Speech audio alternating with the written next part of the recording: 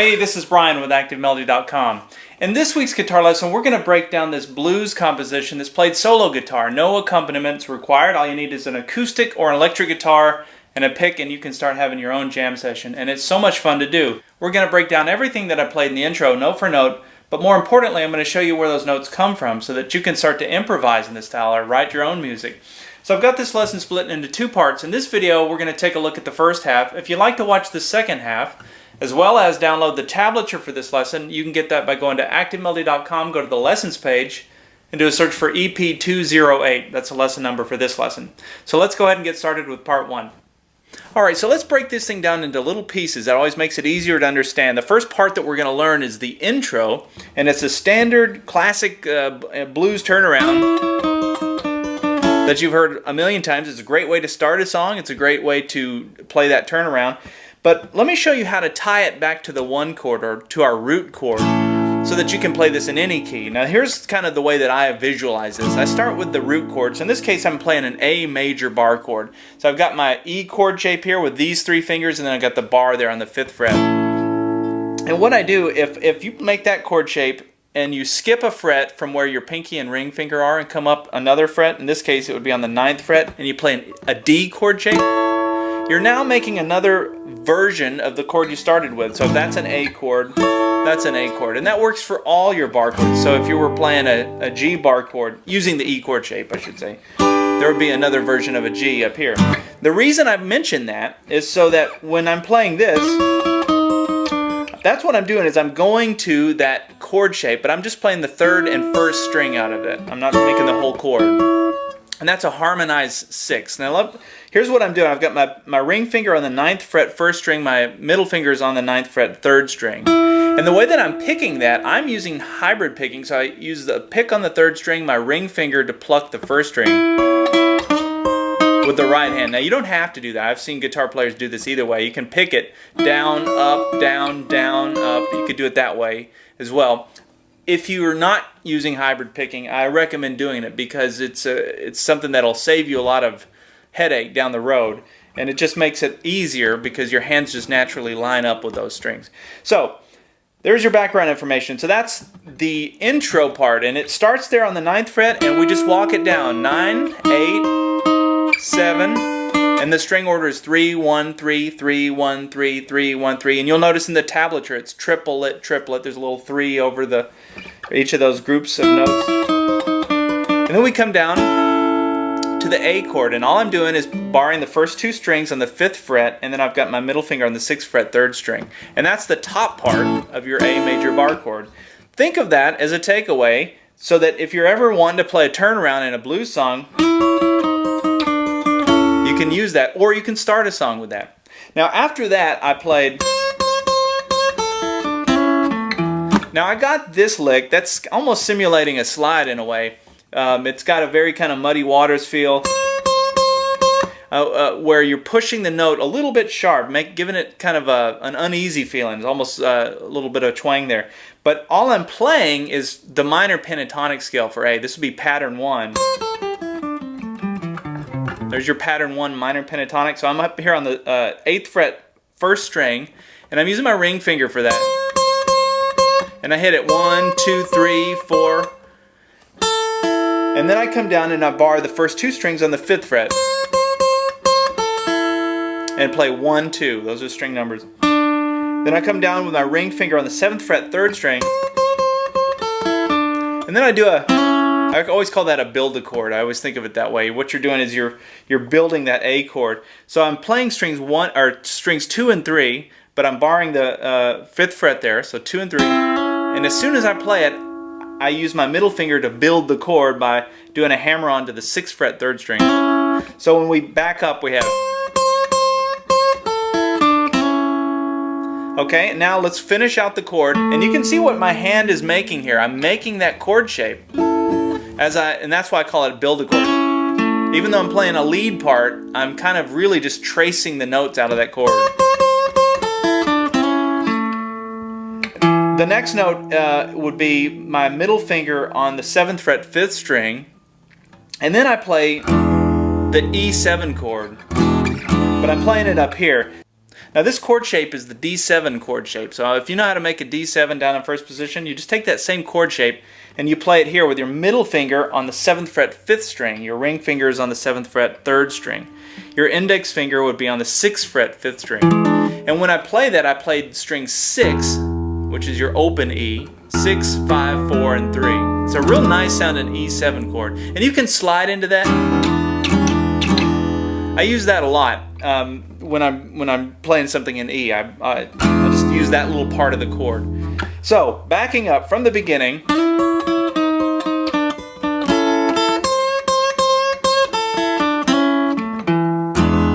Okay, there's your intro, and that's also a turnaround, so just remember that going forward. Try and apply that to a different key. Try and apply it to G. And look at how it all relates to that one chord so that your brain can start connecting that. When you're improvising or writing your own music, you'll know how to start using some of these things again. And you'll know when you hear it from other artists where it's coming from. So then we come down to this A shuffle, which you probably already know how to play. And what I'm doing is I'm borrowing the first 4 strings on the 2nd fret. I'm playing strings 5 and 4. And I'm just using downstrokes with the right hand.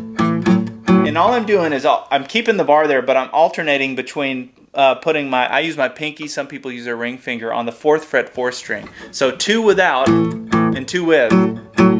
Like that. Just rock it back and forth. Okay?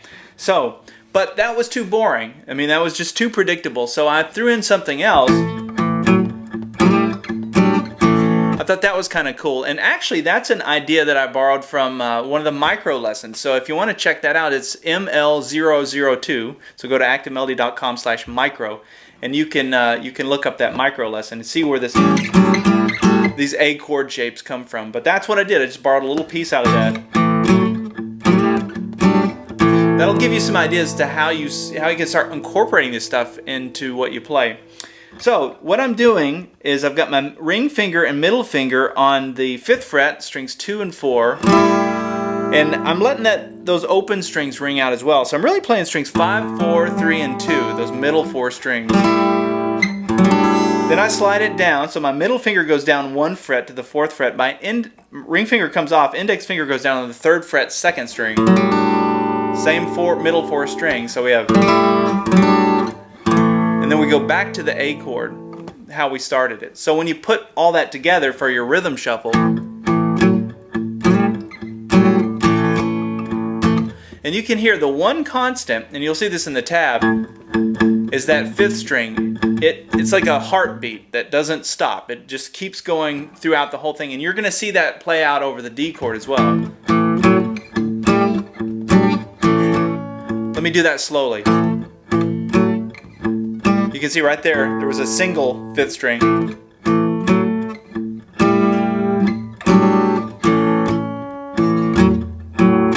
And that's what that looks like.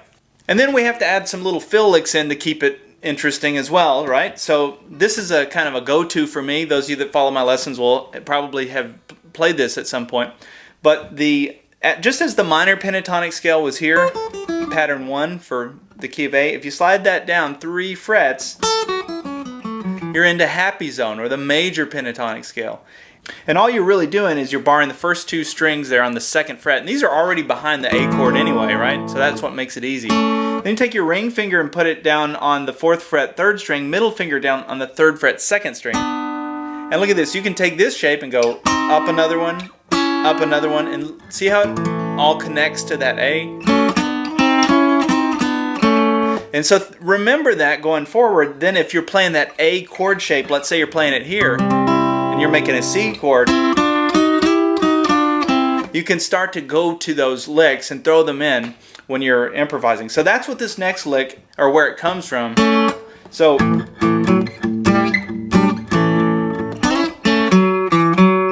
that's how I played it. And what I did was I used my ring finger and middle finger, just like I showed you. I slide it up 2 frets, so it comes up to here, so that the ring finger is now on the 6th fret 3rd string, middle finger's on the 5th fret 2nd string. Then I come back to where I started, which would be that A part of the A chord, 2nd fret. Ring finger down on the 4th fret 4th string, 2nd fret 4th string, back to the 4th fret, and then back to the top two, or sorry, strings 2 and 3 out of the 2nd fret. So you have like that. Actually, I think I just hit the 3rd string there. I can't remember how I tabbed it. You could do it either way, but that's the little fill lick that I use. And then right back to the shuffle. Now, if you're lost at this point, don't go any further. Just try and get the shuffle down with that fill lick, because you could loop just that one section.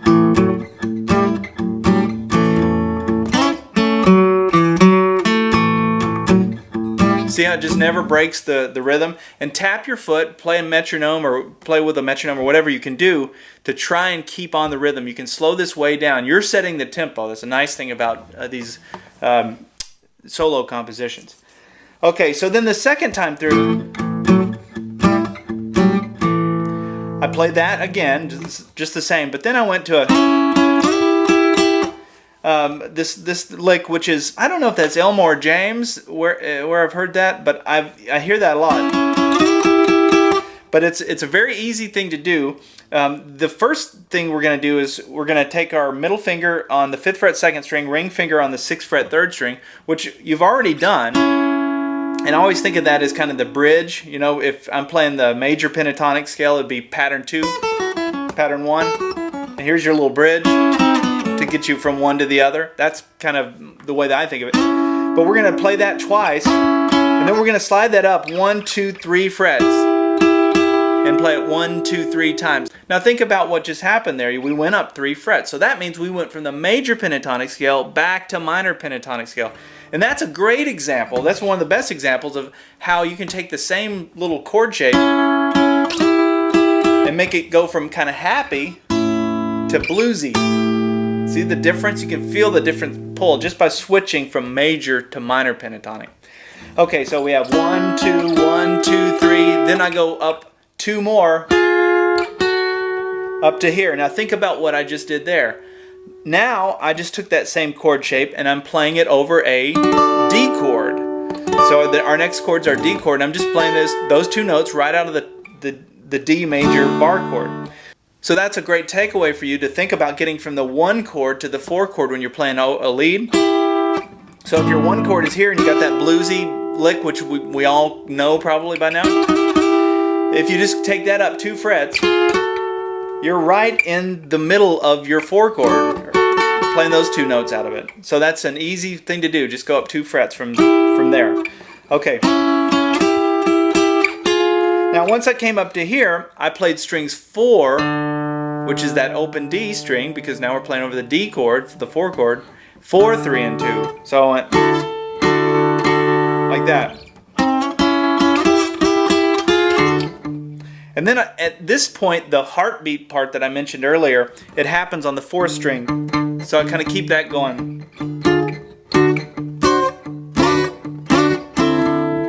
Hear how that just keeps pulsing?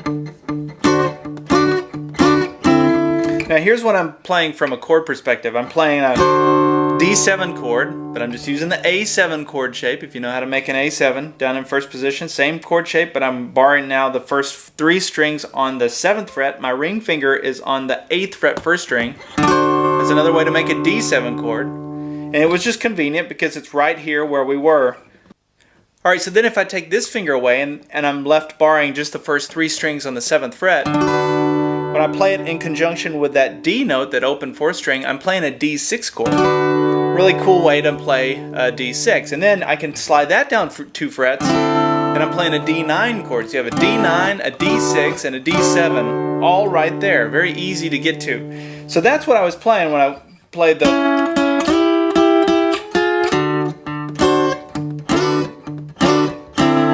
Now the one thing that's going on with that, which I've pointed out already, is that little pulse that's going on, the heartbeat, the D. 1 and 2 and just like that. So let me play that slowly. You can see I'm sliding into that. Let me do it one more time.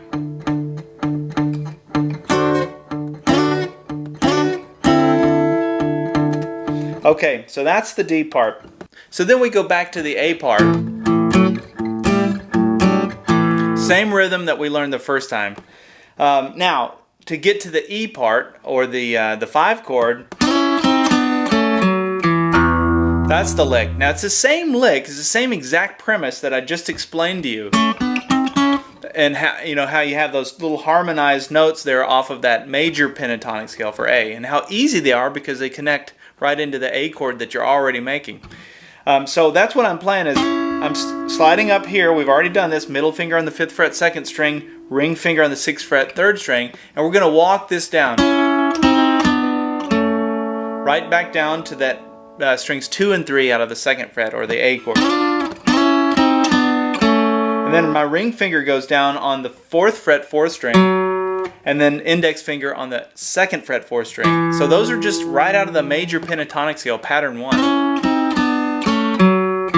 And then I come down and hit that low E string. And what I did there is another build a chord, but I'm building the E7 chord. And when I say build a chord, I'm just hammering on there on the 3rd string. So I hit the open 6th string, then the 3rd string, did a hammer onto the 1st fret, and then did an upstroke on the 1 string, the open 1 string. My pinky now goes down on the 3rd fret, 2nd string to play that 7th note. That's what gives it that real bluesy. And look at the chord I'm making. That's just that E7 chord, but I kind of built into it by playing the lead notes. Okay, and then I walked back to the 4 chord. I went, and that's a D7 chord. And the way that I'm making that, this is kind of maybe a different way to think of making a D, but you're playing an F sharp in the bass, and so I'm walking up by playing open 6th string, 1st fret, 2nd fret, and I use my middle finger there on the 2nd fret. Now when that's down, my index finger goes down on the 1st fret, 2nd string, and my ring finger goes down on the 2nd fret, 3rd string. And if you look at what these 2 fingers are making, think of it like a D7 chord, right? We've just got an F sharp in the bass. I just didn't use my pinky. I didn't use any fingering on that 1 string because I didn't use it. So it sounds like this. So once I walk up, I play the 4th string there, the D, and then I played the 2nd string, and then I took my index finger off and played the open B string. So it goes, and then third string and the 4th string. So that's just a way to accent. Really, you're pulling the notes out of the D7 chord. That's all you're doing. But the part that may be new for you is adding the F sharp in the bass. A lot of people don't know about playing a D chord with that. But you'll hear that a lot in blues songs. And then I go right back to the A chord, and I just hit the bottom part of it, so it would be the open 5th string and then 2nd fret, 4th string. And then I play this little turnaround. Now I'm going to save that for the intro of part 2, because I think we've got enough material in this part 1. And then part 2 will be a continuation of this, and you'll learn another whole second half. If you're not a YouTube subscriber yet, just click the subscribe button so we can stay in touch. I put out these lessons every Friday, and I've been doing it for many, many years now, and we'll continue to do so. That way you can stay in the loop. All right, let me back up and play through part 1 one more time, and then I'll see you in part 2. So here we go.